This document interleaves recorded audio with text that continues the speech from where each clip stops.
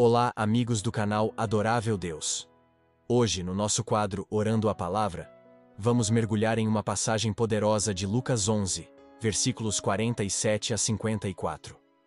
Nela, Jesus nos alerta sobre a importância de viver a verdade da sua palavra, e não apenas conhecer os ensinamentos.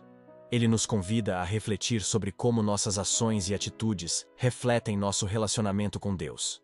Neste vídeo, vamos explorar como essa mensagem se aplica às nossas vidas hoje e como podemos orar para que nossos corações estejam alinhados com o que realmente importa: amar e servir ao próximo com sinceridade. Prepare-se para uma reflexão profunda que nos ajudará a crescer na fé e na prática do amor cristão. Vamos juntos orar e buscar a sabedoria que vem do alto. Em nome do Pai, do Filho e do Espírito Santo. Amém. Que o Espírito Santo nos ensine a compreender a santa palavra de Deus. Os versículos 47 e 48 trazem uma mensagem forte e provocativa de Jesus. Vamos desmembrá-los para entender melhor. Ai de vós, porque construís os túmulos dos profetas. No entanto, foram vossos pais que os mataram. Aqui, Jesus está se dirigindo aos fariseus e aos mestres da lei, que se mostravam respeitosos em relação aos profetas do passado ao construírem túmulos para eles. No entanto, ele os confronta dizendo que, mesmo fazendo isso, eles estão se ligando a um legado de rejeição e morte, já que seus próprios antepassados foram os responsáveis pela morte desses profetas. A construção dos túmulos pode ser vista como uma hipocrisia. Eles honram os profetas mortos, mas não reconhecem ou aceitam sua mensagem.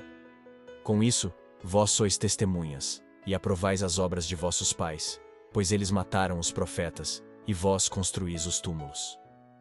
Aqui, Jesus afirma que ao construir esses túmulos, eles estão tacitamente aprovando as ações de seus antepassados. Ao reconhecer a importância dos profetas, ao fazer homenagens a eles, mas sem se arrepender ou mudar suas atitudes em relação à verdade que esses profetas pregavam, eles se tornam cúmplices das injustiças cometidas no passado. É uma chamada à autorreflexão. Eles precisam perceber que suas ações não são apenas simbólicas, mas também revelam um padrão de desobediência e resistência à voz de Deus. Em resumo, esses versículos destacam a hipocrisia religiosa e a necessidade de um verdadeiro arrependimento e mudança de coração. Jesus está desafiando aqueles que parecem respeitar a palavra de Deus a realmente viverem de acordo com ela. Ele nos lembra que não basta honrar o passado, é preciso também responder à verdade presente com fé e obediência. Imaginem um jardim onde flores lindas cresceram, mas que foram arrancadas por mãos que não sabiam o valor delas. Anos depois, aqueles que permitiram que as flores fossem arrancadas começam a plantar novas mudas, dizendo que agora valorizam o que foi perdido. No entanto, enquanto cuidam das novas plantas, esquecem de nutrir a terra com boas práticas e amor, repetindo os mesmos erros que levaram à destruição das flores antigas. Eles colocam placas em homenagem às flores que se foram, mas continuam a ignorar o solo infértil que criaram com suas próprias ações. Essa comparação reflete como as pessoas podem honrar o passado sem realmente aprender com ele ou mudar suas atitudes no presente. Assim como no jardim, é essencial não apenas lembrar e honrar o que foi perdido, mas também cultivar um ambiente que permita o crescimento verdadeiro e saudável. Oração. Senhor Deus, hoje venho diante de Ti com um coração aberto e humilde. Reconheço que muitas vezes, assim como os fariseus, posso honrar o passado sem verdadeiramente viver a Tua verdade no presente. Ajuda-me a não ser apenas um espectador das Tuas palavras e dos Teus profetas, mas a ser um praticante fiel do Teu amor e da Tua justiça. Perdoa-me pelas vezes em que me deixei levar pela hipocrisia, construindo túmulos de respeito sem agir conforme o que realmente creio. Que eu possa aprender com os erros do passado e cultivar um coração que busca a verdade, que acolhe a Tua palavra e que se dispõe a viver de maneira autêntica.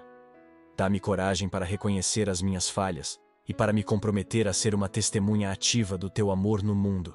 Que eu não apenas lembre dos profetas que vieram antes de mim, mas que também siga seus exemplos de fé e coragem. Em nome de Jesus. Amém. Nos versículos 49 a 51 diz: É por isso que a sabedoria de Deus afirmou: Eu lhes enviarei profetas e apóstolos, e eles matarão e perseguirão alguns deles, a fim de que se peçam contas a esta geração do sangue de todos os profetas, derramado desde a criação do mundo, desde o sangue de Abel até o sangue de Zacarias, que foi morto entre o altar e o santuário. Sim, eu vos digo, serão pedidas contas disso a esta geração. Esses versículos trazem uma mensagem profunda sobre a rejeição dos profetas e as consequências que isso gera. Vamos analisar cada parte. É por isso que a sabedoria de Deus afirmou: Eu lhes enviarei profetas e apóstolos, e eles matarão e perseguirão alguns deles. Aqui, Jesus menciona a sabedoria de Deus como uma voz que já havia previsto a rejeição dos mensageiros divinos. Ele destaca que, ao longo da história, Deus tem enviado profetas e apóstolos para guiar o seu povo, mas a resposta tem sido muitas vezes a perseguição e a morte. Isso reflete um padrão trágico de como as pessoas frequentemente reagem à verdade. A fim de que se peçam contas a esta geração do sangue de todos os profetas, derramado desde a criação do mundo. Essa parte está relacionada à ideia de responsabilidade.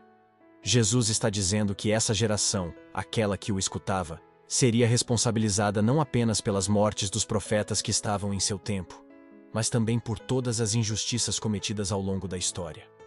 A menção a todas as gerações sugere que o povo de Deus sempre teve dificuldade em aceitar a mensagem divina, e por isso, há um peso de culpa coletivo. Desde o sangue de Abel até o sangue de Zacarias, que foi morto entre o altar e o santuário. Abel é considerado o primeiro mártir da Bíblia, assassinado por seu irmão Caim por causa da aceitação de sua oferta por Deus. Zacarias, mencionado aqui, se refere a um profeta que também foi morto por falar em nome de Deus. Ao mencionar esses dois personagens emblemáticos, Jesus traça uma linha através da história mostrando como a rejeição dos mensageiros de Deus é uma constante. Sim, eu vos digo, serão pedidas contas disso a esta geração. Essa declaração final enfatiza que aqueles que estavam ouvindo Jesus naquela época teriam que prestar contas por suas ações e atitudes em relação aos profetas enviados por Deus. É um chamado à reflexão sobre como cada geração lida com a verdade divina e suas consequências.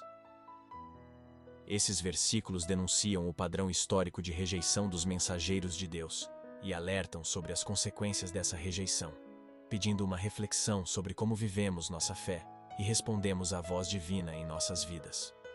Imagine um lindo jardim, onde a sabedoria de Deus é um jardineiro cuidadoso. Ele planta flores e árvores, cada uma representando um profeta ou apóstolo enviado para trazer beleza e verdade ao mundo. No entanto, em vez de cuidar dessas plantas, muitos visitantes do jardim se tornam jardineiros destrutivos, arrancando as flores e cortando as árvores, temendo que suas cores vibrantes revelem a fraqueza do solo em que estão. Assim como o jardineiro observa com tristeza enquanto suas criações são destruídas. Deus vê os seus profetas rejeitados e perseguidos. Cada flor arrancada e cada árvore cortada representam o sangue derramado de todos aqueles que vieram antes. E agora, a geração atual é chamada a olhar para o jardim e perceber que suas ações têm consequências. Elas devem prestar contas não apenas ao jardineiro, mas também ao próprio solo que sustenta toda a vida. Nesse jardim, a beleza da verdade deve florescer, mas é necessário que os visitantes aprendam a cuidar das plantas em vez de destruí-las. A cada nova estação, eles têm a oportunidade de cultivar o amor e a sabedoria que o jardineiro oferece, para que o jardim possa prosperar em harmonia. Essa comparação ressalta a importância de reconhecer e valorizar as mensagens divinas que nos são enviadas, assim como cuidar das plantas preciosas em um jardim. Senhor Deus, nós te agradecemos por tua infinita sabedoria e pelo amor que tens por nós, ao enviar profetas e mensageiros para nos guiar. Reconhecemos que, ao longo da história, muitas vezes temos falhado em ouvir e acolher a tua voz. Perdoa-nos pelas vezes em que rejeitamos a verdade e perseguimos aqueles que trazem a luz. Ajuda-nos a abrir nossos corações para a tua mensagem e a valorizar cada ensinamento que nos é dado. Que possamos aprender com os erros do passado e ser uma geração disposta a acolher os teus mensageiros com amor e respeito. Que sejamos jardineiros cuidadosos em nosso próprio jardim espiritual, cultivando a sabedoria e a verdade que nos ofereces. Que nossas ações reflitam o teu amor e que possamos ser instrumentos de paz e justiça neste mundo. Dá-nos coragem para enfrentar as dificuldades e perseverar na fé, sempre lembrando que nossas escolhas têm impacto sobre nós mesmos e sobre as gerações futuras. Que possamos ser responsáveis em nossa caminhada contigo, buscando sempre o caminho da retidão. Em nome de Jesus, nosso Salvador. Amém. Nos versículos 52 a 54 diz: Ai de vós, mestres da lei, porque tomastes a chave da ciência. Vós mesmos não entrastes, e ainda impedistes os que queriam entrar. Quando Jesus saiu daí, os mestres da lei e os fariseus começaram a tratá-lo mal e a provocá-lo sobre muitos pontos. Armavam ciladas, para pegá-lo de surpresa, por qualquer palavra que saísse de sua boca. Esses versículos retratam uma crítica contundente de Jesus aos mestres da lei e fariseus. Vamos entender melhor cada um deles. Versículo 52. Ai de vós, mestres da lei, porque tomastes a chave da ciência. Vós mesmos não entrastes, e ainda impedistes os que queriam entrar. Neste versículo, Jesus se dirige aos líderes religiosos da época, os mestres da lei. A chave da ciência simboliza o conhecimento e a compreensão das Escrituras e dos ensinamentos de Deus. Jesus os acusa de não apenas não aproveitarem esse conhecimento para si mesmos, não entrando no entendimento verdadeiro, mas também de bloquearem o acesso daqueles que desejavam conhecer a verdade, impedindo outros de entrar. Isso reflete uma crítica à hipocrisia e à falta de compaixão desses líderes, que usam seu conhecimento como uma forma de controle, em vez de um meio para guiar as pessoas a Deus. Versículo 53. Quando Jesus saiu daí, os mestres da lei e os fariseus começaram a tratá-lo mal e a provocá-lo sobre muitos pontos. Aqui vemos a reação dos mestres da lei e fariseus após a crítica direta de Jesus. Em vez de refletirem sobre suas ações ou reconsiderarem suas atitudes, eles começam a hostilizá-lo. Essa provocação demonstra sua resistência à verdade que Jesus trazia e sua intenção de desacreditá-lo. Eles se sentem ameaçados pela popularidade e pela mensagem revolucionária de Jesus. Versículo 54. Armavam ciladas para pegá-lo de surpresa por qualquer palavra que saísse de sua boca. Esse versículo revela a estratégia dos fariseus e mestres da lei para tentar descreditar Jesus. Eles estavam constantemente à espreita, buscando qualquer oportunidade para pegá-lo em contradições ou erros em suas palavras. Isso demonstra não apenas sua hostilidade, mas também sua falta de sinceridade na busca pela verdade. Em vez de dialogar abertamente ou considerar as palavras de Jesus, eles preferem armadilhas e emboscadas. Esses versículos destacam a tensão entre Jesus e os líderes religiosos da época. Ele os critica por sua hipocrisia, por não usarem o conhecimento que têm para se aproximar de Deus e por dificultarem o acesso dos outros ao entendimento espiritual.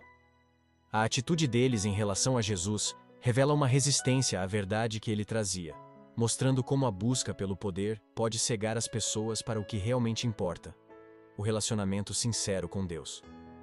Imagine um grande jardim, repleto de flores e frutos abundantes, representando o conhecimento e a sabedoria divina. Nesse jardim, há uma porta que leva a um espaço secreto, onde os segredos mais profundos do cultivo e da beleza estão guardados. Os mestres da lei são como jardineiros que têm a chave dessa porta, mas em vez de abri-la para todos que desejam aprender a cuidar das plantas, eles a trancam e a guardam para si. Enquanto isso, muitos visitantes se aproximam com esperança nos olhos, desejando entrar e descobrir as maravilhas que o jardim oferece. No entanto, esses jardineiros não apenas se recusam a abrir a porta, eles também colocam obstáculos para impedir que outros entrem. Em sua busca por controle e prestígio, esquecem o propósito original do jardim: nutrir e compartilhar. Quando um novo jardineiro, cheio de amor e sabedoria, chega ao local, Jesus, os mestres ficam alarmados.